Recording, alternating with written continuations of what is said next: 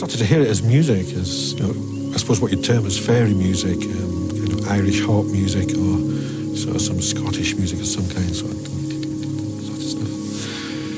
And you know, I was kind of almost enraptured, I suppose, you know, thinking, you know, what a lucky person I am, you know, being here now. And on the edge of my vision, the kind of lower vision, I was kind of looking up at the mountain. Kind of down here at the bottom, I kind of caught a movement with my eye, looked down, and there's this small guy, a wee fellow, I suppose you'd call him, be about 4 foot high. But what it's about is rolling my shadow up, is at my head. It's about halfway down the head. It's kind of got it into a tube about so big. You know, it's very business-like, rolling away at my head, and then kind of lower down. I saw it. He kind of looked at me, and then, you know, his eyes dropped. My shadow's quite long, 40 yards or whatever. But, you know, I could perceive that he kind of looked down at my feet. I looked down to my feet, and there was his female counterpart, a pair of silver shears. You would call them scissors, really. They're like sort of like sheep shears or something like that, old-fashioned things. And she's working her way around my toe, sort of cutting the shadow off at my toe. You know, my sensation was, you know, like, what? You know, what's going on here? You know, this is outrageous. I kind of looked back at him and, you know, kind of checked the scene out, and then, you know, I just sort of went, oi! You know, it's just like that, oi. And he looked at her, and she looked at him, and poof, you know, we'd gone. You know, just gone.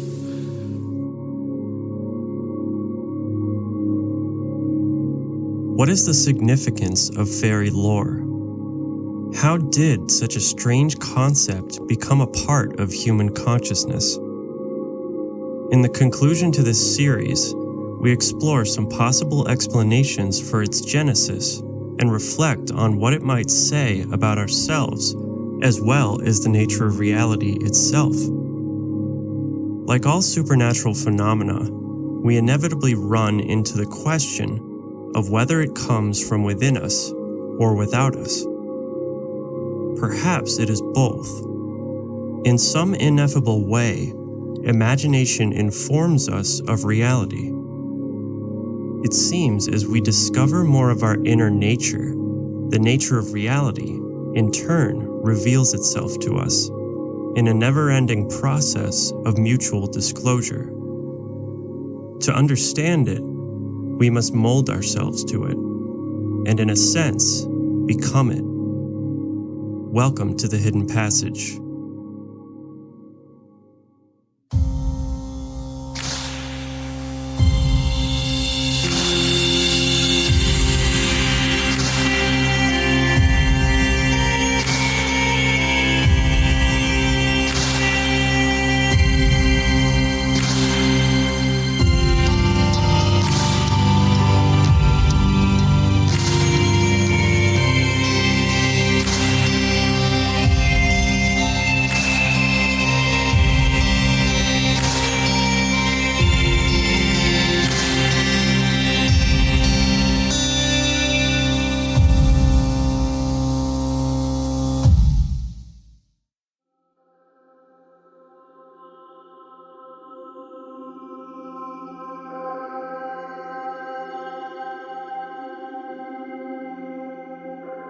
At the end of the last episode, we discussed some rationalist theories that attempt to explain fairy myth.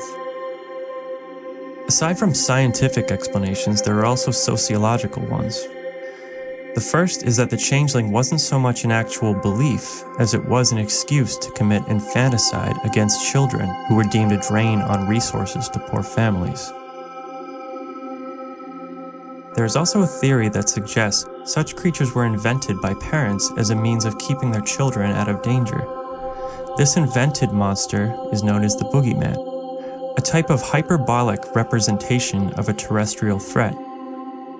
Referring back to water fairies like Jenny Greenteeth, this could have been a way to scare children from venturing into rivers where they could drown. It seems, however, that if the intent was to scare children into obedience, it could have been done just as easily by saying, if they go into the river, that they will drown. The prospect seems frightening enough on its own. the invention of such a creature seems like an unnecessary step. An interesting lens through which we can view the fairy phenomenon is psychology. If they are a symbol created by us, what do they represent? Is it possible that the fairies could be a personification of nature itself, a metaphor for its ability to both sustain our lives with sustenance and materials for shelter, while at the same time wreak havoc on us through pestilence and the elements? This metaphor could sensibly explain their dualistic nature. Some evidence for this theory can be seen in the lore surrounding the Hag of the British Isles, a fairy which transformed from a hideous old woman in winter to a beautiful young maiden in spring. Its dark side was known as the Black Annis, a cannibalistic, evil fairy. The connection to nature is further emphasized by the fact that many fairies were believed to be shapeshifters, often taking the form of animals and having the ability to change to and from this state at will. The Cornish small people were said to diminish in size over the course of their lives, their final form being that of an ant, so it was considered taboo in their culture to kill ants. The Hyder sprites of East Anglia had the ability to transform into birds. Ancient humans had a much more direct relationship to nature without modern technology to insulate them. The well-being of humans was directly dependent upon nature's cooperation. Perhaps the invention of the fairy, much like the gods, was a way to make sense of complex ecological and biological systems that they otherwise did not have the means to explain. A belief in the fairy would have given them an ability to identify a problem, which in turn would have afforded them some sense of control. There was now at least the belief that recourse was possible through appeasement and diplomacy towards an otherwise fickle and random force.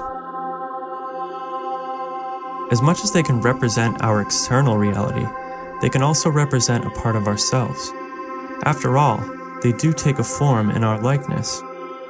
Just as their physical appearance is almost a caricature of humans, so too may be their internal nature. Maybe they represent a part of us that wishes to be free from the constraints of society and tap into our wild instincts in our youth. On the other side of the coin, the fairy could also suggest regressive behavior and escapism, such as is depicted in Peter Pan and his companion Tinkerbell, who, as a projection herself, could not survive once the children left the sheltered fantasy of Neverland. Fairies could represent the unknown part of our psyche. Someone with an eccentric personality or who had suffered a mental breakdown was often described as being away with the fairies or touched by the devil. They may, like many supernatural forces, be an attempt to explain the darker, more mysterious aspects of our psyche, which spontaneously surface and then vanish, not easily explained, unconscious elements of our own selves that we seemingly have little to no control over, as we have not pulled them into the conscious mind. This may sometimes feel like an external force acting upon us. As psychologist Carl Jung theorized, when we repress elements of our psyche into our shadow or unconscious mind and fail to integrate them into our identity, they will eventually spring to the surface in an adversarial form as neuroses. The trope that fairies reside in the deep places of the earth, underground and underwater, could signify the connection to our own unconscious, as it lies beneath the surface of our conscious awareness. If we begin to view the fairy as more of a projection than an actual external reality, the association of the fairy with illusion begins to make more sense.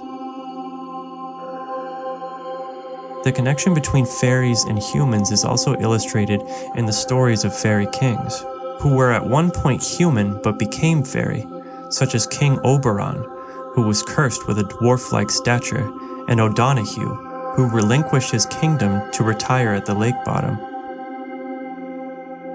Myths like these were perhaps symbolic of a loss of humanity that occurs when we sever our ties to society. From a broader archetypal perspective, the fairy represents the trickster. Jung described archetypes as ideas describing universal truths, which emanate from the collective unconscious, a repository of information based on the sum of all human experience and knowledge. They often take the form of roles and events that have a lasting effect on us and have recurred through time. The trickster is considered to be the rule breaker of both physical and social law, a playful, cunning character who, by his nature, runs against and upsets the established order. The trickster uses his intelligence to engage in various pranks and antics. In Jungian terms, the trickster is synonymous with the fool, a youthful character who, while intelligent and vibrant, is naive and lacking the wisdom and sense of responsibility that comes from worldly experience. This archetype represents an early stage of development within the psyche as one goes through life. There are many parallels that we can draw between this archetype and the fairy, which seems to remain in a perpetual childlike state, outside of and immune to the hardening effects of the world. At his worst, the trickster is immature, a force of disarray and destruction, but at his best, he is possibly a necessary antidote to stagnation and suppression that comes from societal rigidity, revealing new possibilities. The idea of the fairy might have the same effect on our own minds, challenging our view of the world and spurring our imaginations. Like all things paranormal, it represents mystery and that which is beyond our control and understanding. The specific form in which this archetype manifests changes with cultural context, but the underlying structure remains unchanged. For instance, some would suggest that as humanity developed technologically, fairies were replaced with aliens to fit the cultural context. As we were more dependent on and connected to the land, before we were masters of this frontier, it represented a great unknown, and we populated the land with personifications of our hopes and fears of it. As we conquered the world, if only in our minds, we banished the spirits from it. As scientific pursuit advanced our technology and capability, we drew our attention outward to a new frontier, the stars, and a new wonder arose. A technologically superior being from another planet was more relatable to scientifically minded people than something mystical. However, to equate the modern extraterrestrial as a reinvention does not exactly line up, as aliens are described as being rather cold, calculated, and agenda-driven. But this change could also reflect our attitudes towards progress or fear of losing our humanity.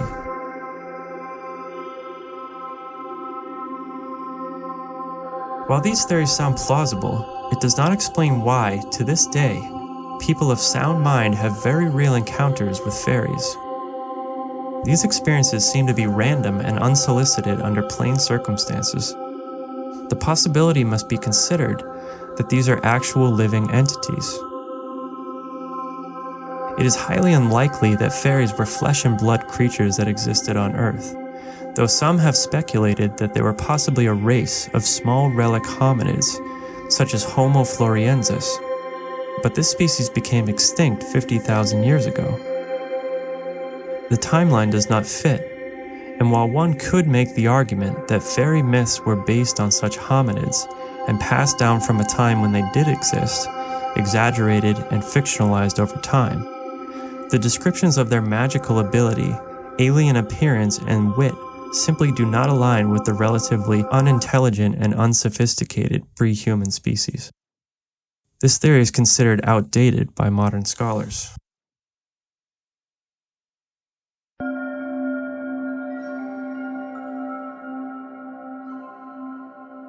A more plausible explanation is that these beings may exist in another dimension or parallel universe as theorized in quantum physics.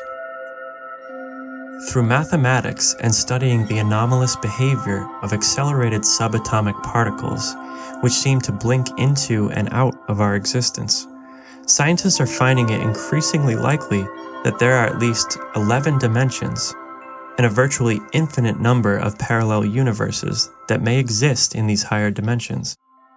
Versions of reality which range from the similar to wholly unique, the sum of all possible combinations of matter, energy, and events, some even abiding by completely different laws of physics. Some scientists think that the closest extra dimension could be separated from ours by merely a million trillion trillionth of a centimeter. While the chances of life outside Earth in this universe may be limited, an infinite number of universes would guarantee the development of other life forms. Astronomer and mathematician Bernard Carr believes that these dimensions are somehow linked to and interact with our own consciousness, being responsible for various paranormal phenomena, and that so-called mental entities have to exist in some sort of space if they are thought about. Furthermore, there is evidence to suggest that these realities may somehow make contact with one another. An anomalous cold spot in outer space discovered by NASA is speculated to have been created from a possible collision between two universes. Black holes may be portals to another universe, and some of the latest experiments conducted with particle accelerators are attempting to send these particles into an alternate reality. While concrete evidence of these hidden worlds or the ability to travel between them has yet to be proven, it certainly raises many possibilities with profound implications. If fairies exist in one of these places, it seems that either they have the ability to travel between worlds, or that human beings, under certain conditions, have the ability to perceive beyond our three-dimensional senses. An interesting piece of evidence that suggests the latter is that in many accounts of fairy sightings, the entity is surprised when it realizes that the person can see them. It is also worth noting that these beings don't seem to exist as purely spirits. They seem to have some physical form, at least while they are in this world, and are able to interact with and manipulate the environment to a level beyond that which is associated with spirit activity. An interesting link has been made by modern paranormal researchers between fairies and extraterrestrials, both of which involved abduction phenomena, and abductees have often reported seeing human-alien hybrids. This has led some to suggest that aliens are in fact fairies, or vice versa.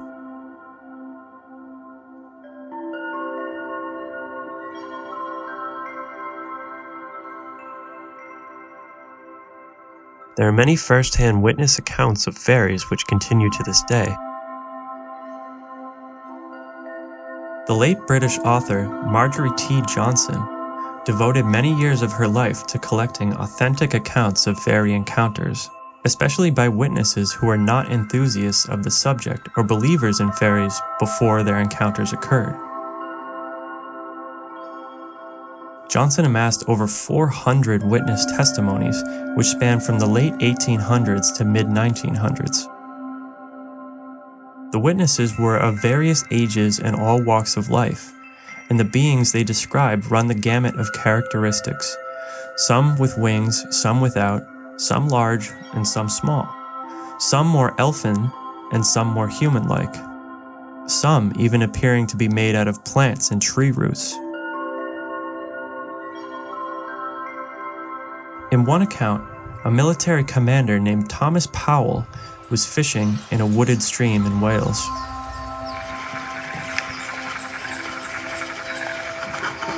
He hooked onto a fish, and as he did, he heard a high-pitched voice call out from behind. "Catch 'em, Tommy!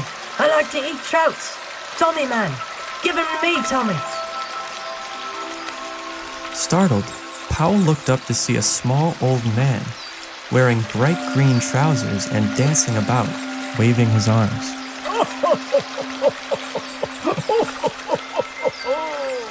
He replied that he had not even caught the fish yet, but the strange old man paid no mind to his remark, continuing on with his excited chatter.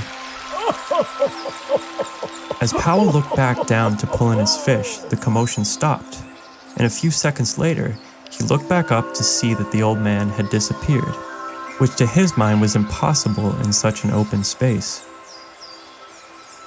To add to the mystery, this man whom Powell had never seen before in his life somehow knew his name.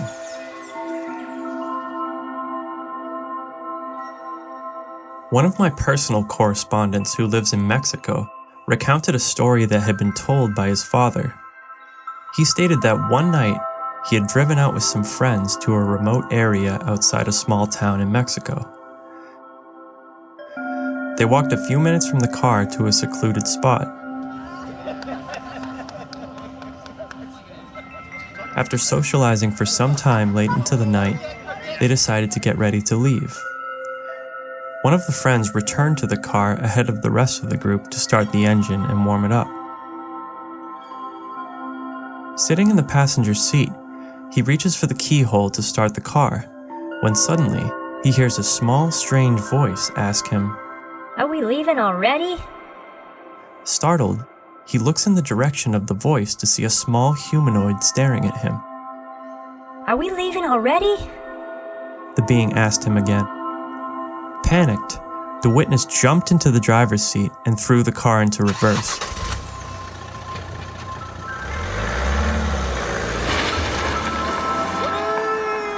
The brother flagged him down, and after the witness was able to collect himself and tell him what he had seen, they all left in a hurry. The legend of El Duende is the Spanish equivalent of the fairy and is well documented within their folklore. Another report came to me from Serbia. The person who relayed the story to me had been told about the events by their grandparents. They grew up in a rural part of the country, where the fairies are commonly referred to in Slavic folklore as the vila. Their version of fairy rings were known as Vilina kola, the word kola meaning the traditional Serbian dance. According to the legend, the vila would dance around in circles, forming circular indentations of matted down grass. The Vilina kola would appear overnight, in the forests near villages, and most commonly along the roads between them. These circles range in size from small to as large as a few meters in diameter. According to them, this was a common phenomenon, and they had known many people who had observed the Vila Kola personally. Another correlation between fairies and modern ET phenomenon can be made here, as these circles bear an uncanny similarity to what most modern-day researchers would refer to as crop circles. As the subject of paranormal research, fairies present a challenge to investigators, again fulfilling the role of the trickster. The fairy's ability to conceal itself, as well as choose its appearance, makes identification based on observation virtually impossible. There is much overlap in phenomena which causes obfuscation. For instance, many would describe phenomena such as light orbs as characteristic of UFOs and spirits, when it is also typical of fairies. In Ireland, they were well known to take the form of orbs of light, which were seen floating through the air at night. This was known as will-o'-the-wisp.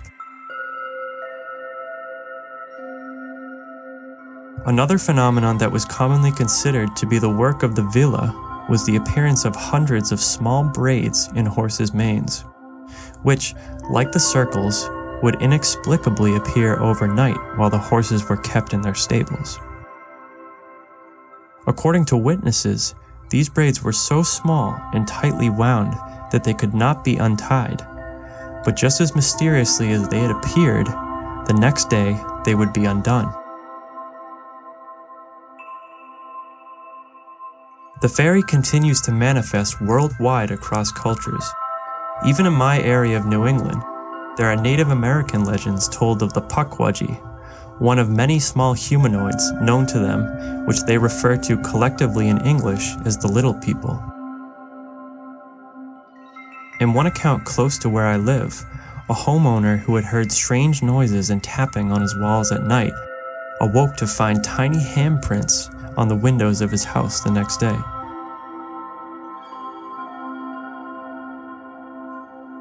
What is it about the legends of fairies that endures?